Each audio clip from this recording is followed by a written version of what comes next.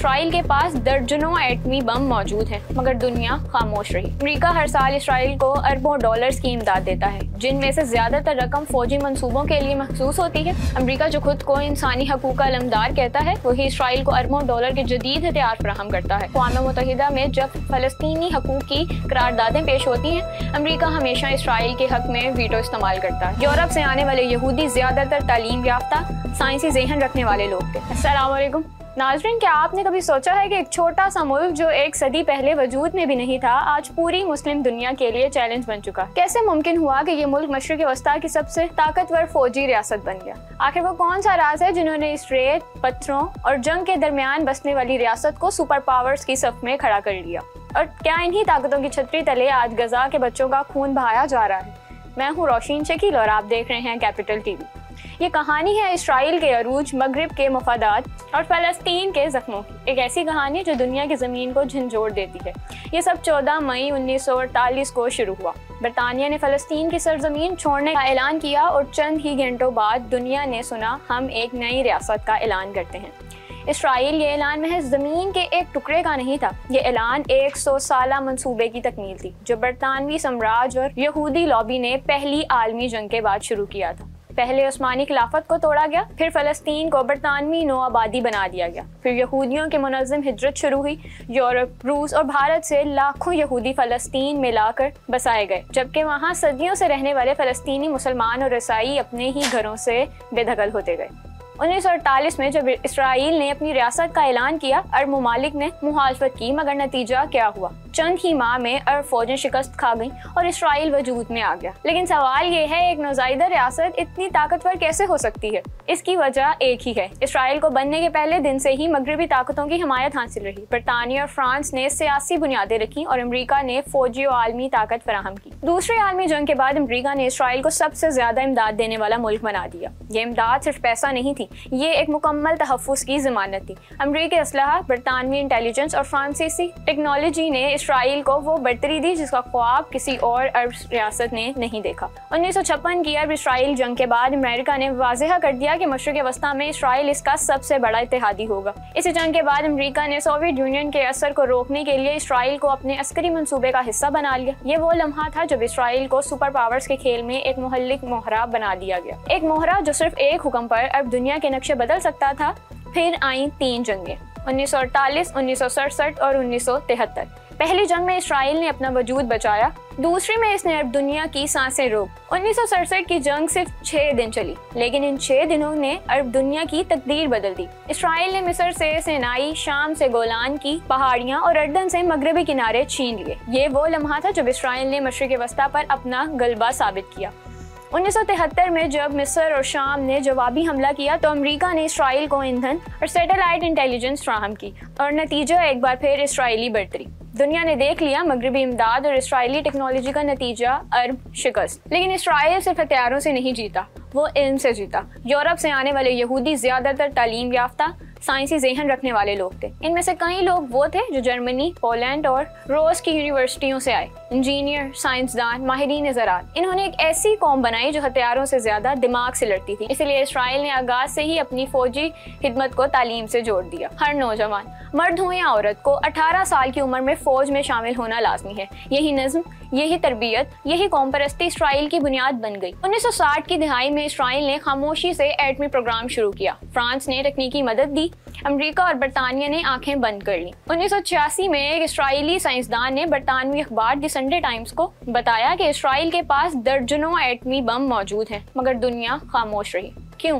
क्योंकि मगरिब के लिए इसराइल एक चौकीदार था। मशरिक़ वस्ता में इनके मफादात का मुहाफिज, इसीलिए आज तक किसी बैनुल-अक़वामी एजेंसी ने इसराइल के जौहरी प्रोग्राम पर सवाल नहीं उठाया। जब फ़लस्तीनियों को निकाल कर इसराइल बनाया गया तो वहाँ पानी, दरिया और ज़रख़ेज़ ज़मीन तकरीबन ना होने के बराबर थी, लेकिन इसराइलियों ने नामुमकिन को मुमकिन कर दिखाया। इन्होंने जदीद आपाशी के निज़ाम ईजाद किए, जिससे सहरा में भी अनाज और फल उगाए जाने लगे। आज इसराइल अपनी ज़रूरी टेक्नोलॉजी दुनिया भर को बेचता है। 2020 में फूड प्रोसेसिंग इंडस्ट्री ने 19 अरब डॉलर की आमदन हासिल की। ये सिर्फ ज़राअत नहीं, एक ज़हनियत थी, वसाइल नहीं है। इजाद करो, दुश्मन ज्यादा हैं, इल्म बढ़ाओ। आज इसराइल को स्टार्टअप नेशन कहा जाता है। एक छोटी सी रियासत जहां लाखों स्टार्टअप्स काम कर रहे हैं। साइबर सिक्योरिटी, मसनूई जहानत, रोबोटिक्स और जासूसी टेक्नोलॉजी में इसराइल दुनिया के सफ़े अव्वल के ममालिक में शामिल है। अमेरिका की $520 मिलियन सालाना इमदाद ने इसराइल के दिफाई मंसूबों को और मजबूत किया, खास तौर पर आयरन डोम जैसे मिसाइल सिस्टम जो फिजा में ही रॉकेट तबाह कर देता है। इसराइल की खुफिया एजेंसी मोसाद, दुनिया की सबसे खतरनाक एजेंसियों में से एक, ने दुश्मन ममालिक के अंदर घुसकर कार्रवाइयाँ की। ये वो रियासत है जो साइबर जंग भी लड़ सकती है, नफ्सियाती जंग भी, और मैदान जंग में भी बढ़तरी रखती है। अमेरिका हर साल इसराइल को अरबों डॉलर्स की इमदाद देता है, जिनमें से ज्यादातर रकम फौजी मंसूबों के लिए मखसूस होती है। अमेरिकी रियासत में इसराइल की लॉबी एक फैसला कुन कुव्वत है। वाशिंगटन में कोई सदर ऐसा नहीं गुजरा जिसने इसराइल की खुलकर मुखालफत की हो। यही वजह है कि अक़वाम मुत्तहिदा में जब फलस्तीनी हकूक़ की करारदादें पेश होती हैं, अमेरिका हमेशा इसराइल के हक में वीटो इस्तेमाल करता है। ये कि बैनुल अक़वामी कानून भी इसराइल के मुफाद में झुक गया। इसराइल ने अब दुनिया के बरक्स एक मजबूत जमहूरी ढांचा कायम किया। सियासी इख्तिलाफात के बावजूद इसराइली निज़ाम हुकूमत मुस्तहकम रहा। मुल्क की मुआशरत, साइंस, टेक्नोलॉजी, ज़राअत और दिफा के इम्तज़ाज़ मजबूत होती गई। यही वजह है कि आज इसराइल खिते के किसी GDP की भी अरब ममालिक से ज़्यादा है, जबकि आबादी कई गुना कम है। ये सब सिर्फ एक चीज़ से मुमकिन हुआ, दूर अंदेश क़यादत। लेकिन कहानी यहीं ख़त्म नहीं होती। ताकत के इस नशे ने इसराइल को सिर्फ एक अस्करी रियासत नहीं बनाया, बल्कि एक ऐसी मशीन में तब्दील कर दिया जो अपने इर्द गिर्द के इंसानों को कुचल कर आगे बढ़ाती है। गजा की तबाहशुदा इमारतें, मलबे तले दबे बच्चे, चीखती माएँ और बूढ़े, ये सब इस ताकतवर रियासत की तरक्की की कीमत है। दुनिया की आंखों के सामने गजा जल रहा है। इसराइल के जंगी त्यारे रात के अंधेरे में बम बरसाते हैं और सुबह सूरज की रोशनी लाशों पर पड़ती है। ये वही इसराइल है जिसे मगरिब जमहूरियत का किला कहते हैं। लेकिन सवाल ये है कि जमहूरियत कहाँ है, इंसानियत कहाँ है? ये वही रियासत है जो एक बच्चे को पत्थर फेंकने पर गोली मार देती है। वो माएँ जिनके हाथों में कभी किताबें होती थीं, अब इन हाथों में अपने बच्चों की तस्वीरें हैं। अक़वाम मुत्तहिदा की रिपोर्ट्स बताती हैं कि पिछले चंद बरसों में हज़ारों फ़लस्तीनियों को बगैर किसी मुकदमे के कत्ल कर दिया गया। अस्पतालों पर बमबारी, स्कूलों पर हमले और पानी और खुराक की बंदिश। क्या ये सब एक तहफ़्फ़ुज़ की जंग है या नस्ल कशी का एक मुनज़्ज़म मनसूबा?